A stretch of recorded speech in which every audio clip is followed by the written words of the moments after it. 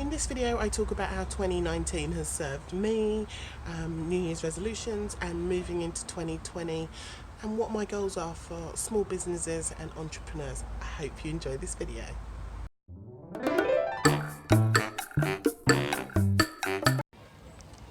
Hi everybody, so I just wanted to make a video, well it's more of a vlog this week because I just wanted to celebrate what was 2019 and welcome in what is going to be an amazing 2020.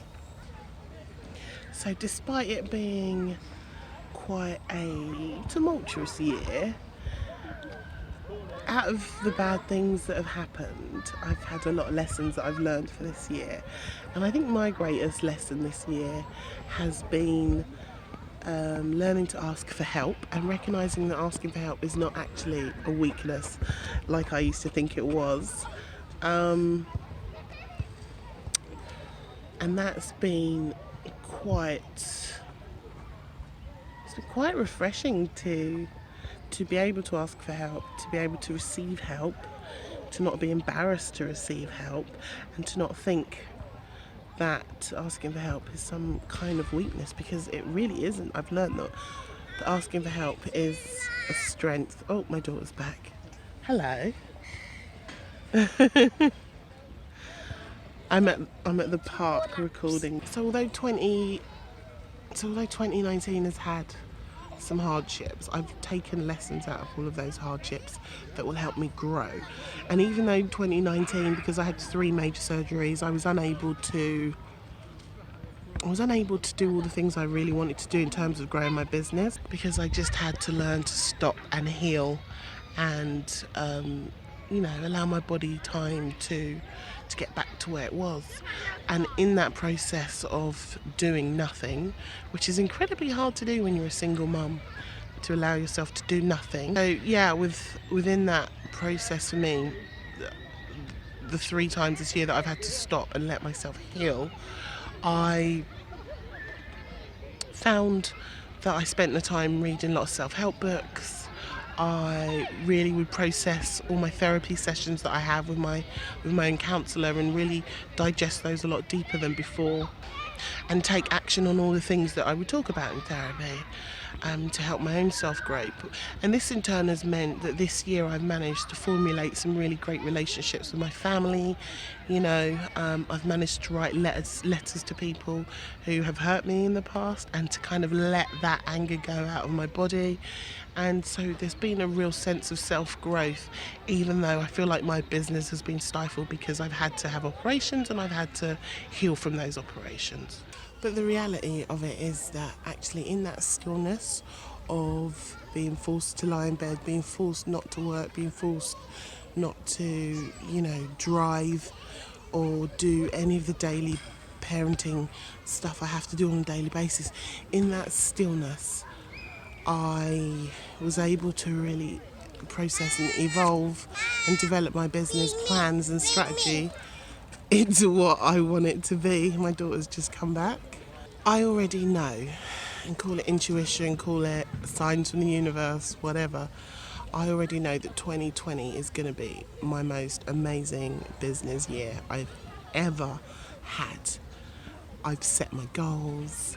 I'm excited to take action on those goals, and I'm excited to deliver what is just going to be a phenomenal service to so many small business owners and entrepreneurs out there. So I am genuinely excited for 2020 to come, and even though 2019 hasn't been amazing and there's been a lot more downs than there has been ups, I still feel enlightened, I still feel energized, and I still feel ready and ambitious to deliver to myself, what I've set out and what I've promised myself I would do. There we go. I'm not really a person who has ever set New Year's resolutions, because I find them to be such rigid statements that I feel like you're always going to be doomed to fail. I'm going to quit smoking today. I'm going to quit eating junk food today. and I just don't feel like there's any power behind it. They're just words, right?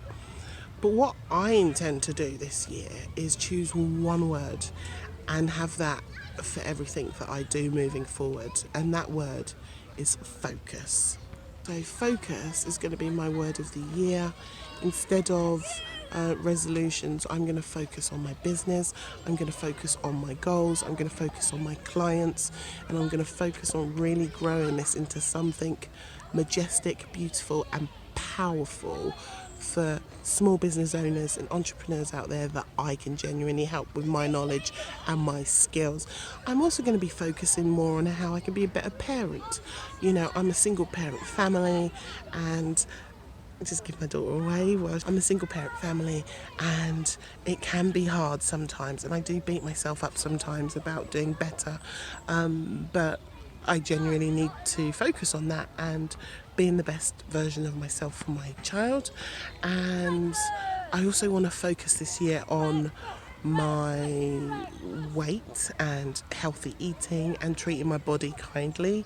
I feel like in the last year, with healing from all the operations, and you know, there's other sort of traumatic stuff going on in my personal life, that I feel like I've been punishing myself, and my punishment manifests itself in the food that I put into my body. So just being really conscious of that and focusing on not self-harming in those type of ways, and you know, looking after myself as much as I look after my child and as much as I look after my clients.